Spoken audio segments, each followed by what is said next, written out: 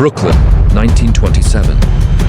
Police storm a violent Ku Klux Klan march. Among the names recorded in the confusion, Frederick Christ Trump, a young builder whose signature would eventually mark thousands of New York homes and whose legacy would help shape a future president. Frederick Christ Trump was born on October 11, 1905, in the Bronx.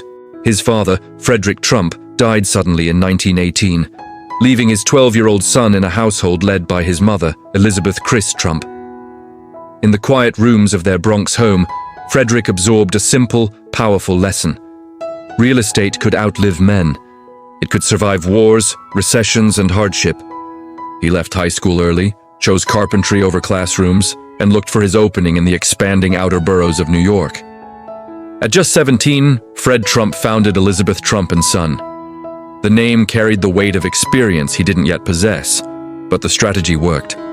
His first Queens houses were modest structures, built quickly and sold for around $4,000. At a time when many young men struggled to find work, Fred was already laying foundations, one brick, one loan, one property at a time.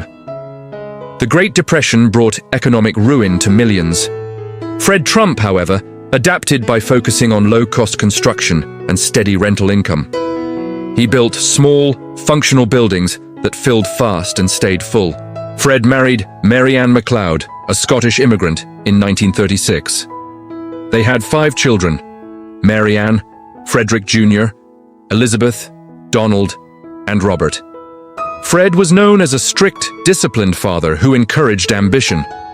He played a significant role in launching Donald Trump's early business career, providing capital and guidance. During World War II, federal contracts created a construction boom. Fred Trump, now an established young developer, built housing near military hubs in Brooklyn, Staten Island, and Virginia. His wartime projects were large, profitable, and closely watched. Government investigators later accused him of overcharging for materials, a dispute settled without criminal charges, but not without public attention.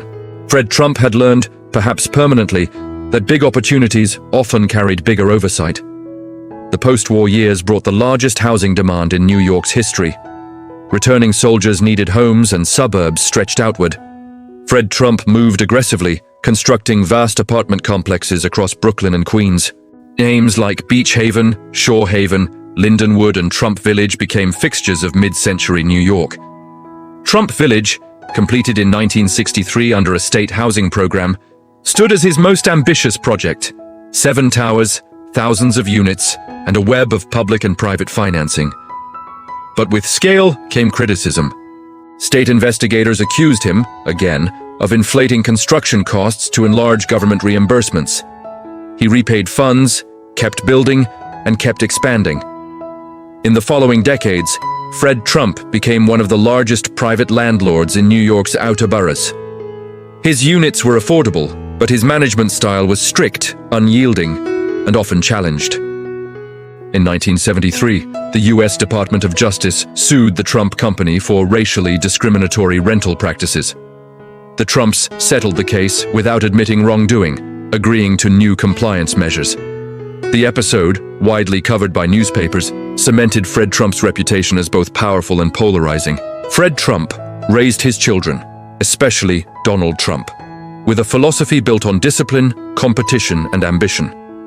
Donald worked on construction sites as a teenager, absorbing the rhythm of the family business. By the late 1960s, Fred began passing more authority to him. Donald, unlike his father, was drawn to Manhattan's skyline rather than Brooklyn's brick neighborhoods.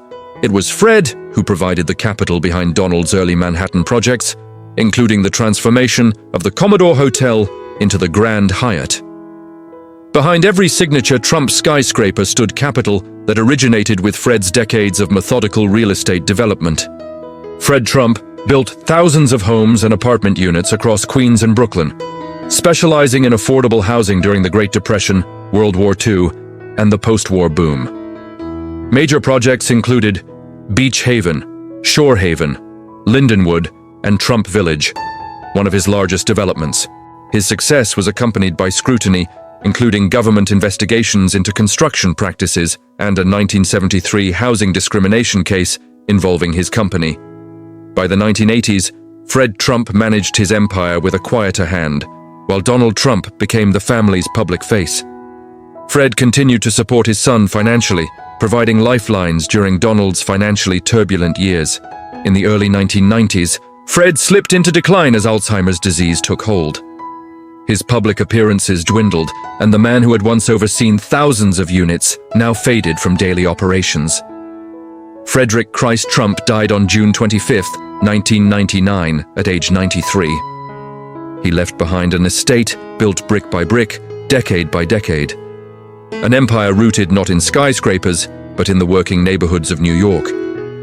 His legacy remains complicated. A builder who provided housing for tens of thousands, a developer repeatedly scrutinized for his methods, a landlord criticized and defended in equal measure, and a father whose financial influence shaped the career of a future president.